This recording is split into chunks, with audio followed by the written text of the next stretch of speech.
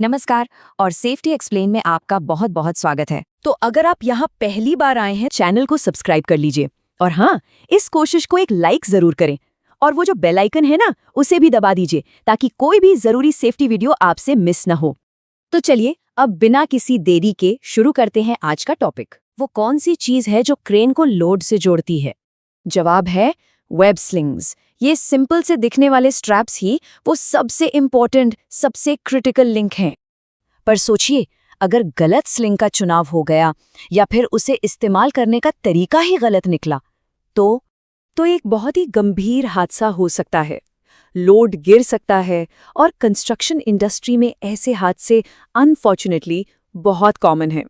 इसीलिए safety explain के आज के इस सेशन में हम वेब स्लिंग्स की सेफ्टी को बिल्कुल डिटेल में समझेंगे। तो चलिए शुरू करते हैं एकदम बेसिक्स से। आखिर ये वेब स्लिंग्स है क्या? ये एक फ्लेक्सिबल लिफ्टिंग स्ट्रैप है जो आमतौर पर पॉलिएस्टर या नायलॉन जैसे काफी मजबूत मटेरियल से बनती है। इसका मेन काम क्या है? सिंपल सा है, लोड को लिफ्टिंग डिवाइस जैसे कि क्रेन के साथ जोड़ना ताकि लोड को सेफली उठाया जा सके। और हाँ, एक और फायदा है, ये पाइप्स या फिनिशिंग वाले स्टील स्ट्रक्चर्स जैसे डेलिकेट लोड्स को डैमेज होने से भी बचाती है। इनका इस्तेमाल साइट्स पर बहुत ही आम है। ओके, अब आते हैं सबसे जरूरी चीज पर, इन स्लिंग्स का कलर कोड। ये एक ऐसा विजुअल सिस्टम है ना, जिससे आप एक झटके में स्लिंग की कैपेसिटी यानी उसकी वजन उठाने की क्षमता पहचान सकते हैं। देखिए, हर कलर एक स्पेसिफिक सेफ वर्किंग लोड यानी SWL को बताता है। जैसे कि इस चार्ट में साफ साफ दिख रहा है, वायलेट कलर की स्लिंग मतलब 1 टन कैपेसिटी, ग्रीन मतलब 2 ton, yellow 3 ton, grey 4 ton, red 5 ton, brown 6 ton, blue 8 ton और ऑरेंज का मतलब है 10 टन या उससे भी ज्यादा। ये कलर कोडिंग सेफ्टी के लिए बेहद जरूरी है, इसको हमेशा याद रखें। अच्छा, इसके अलावा एक और प्रो टिप है पहचान के लिए। अक्सर वेब स्लिंग्स पर काली पट्टियां यानी ब्लैक लाइंस बनी होती हैं। जितनी लाइंस उतने टन की कैपेसिटी। सिंपल। जैसे अगर स्लिंग पर 3 काली लाइंस हैं तो इसका सीधा सा मतलब है ये 3 टन की स्लिंग है। ये एक तरह का डबल चेक हो जाता है। अब जब हम कैपेसिटी समझ गए हैं तो आगे बढ़ते हैं। चलिए देखते हैं कि लिफ्टिंग के अलग अलग तरीके, जिन्हें हम हिचेस भी कहते हैं, स्लिंग की कैपेसिटी पर कैसे असर डालते हैं। सबसे पहला और सबसे सिंपल है वर्टिकल लिफ्ट। इसमें क्या होता है, एक ही स्लिंग लेग से लोड को सीधा ऊपर उठाया जाता है। इस केस में स्लिंग की कैपेसिटी वही रहती है जो उसकी ओरिजिनल रेटेड कैपेसिटी है, कोई बदलाव नहीं। इसके बाद आता है बास्केट लिफ्ट, जिसे कुछ लोग यू लिफ्ट भी कहते हैं। इसमें स्लिंग को लोड के नीचे से यू शेप में घुमाकर दोनों सिरों को हुक से जोड़ते हैं।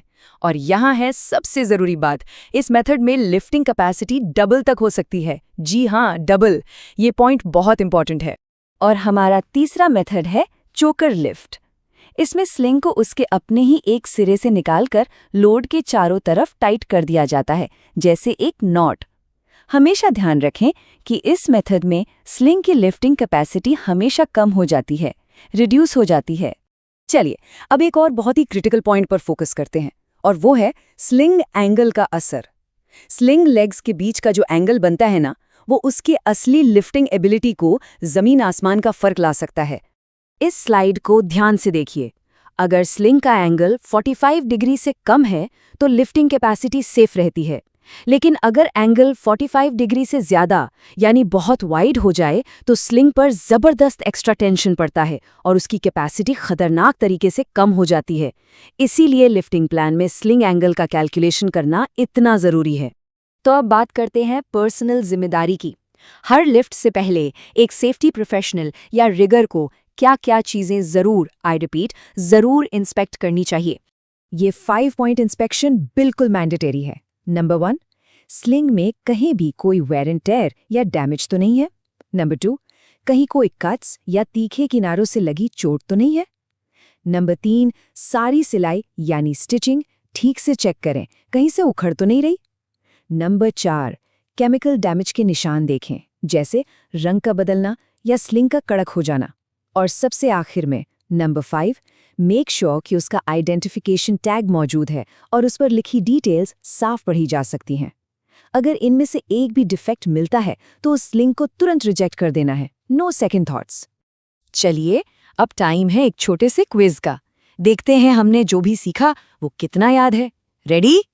पहला सवाल, येलो कलर की वेब स्लिंग की कैपेसिटी कितनी होती है? थोड़ा सोचिए। करेक्ट, सही जवाब है 3 टन।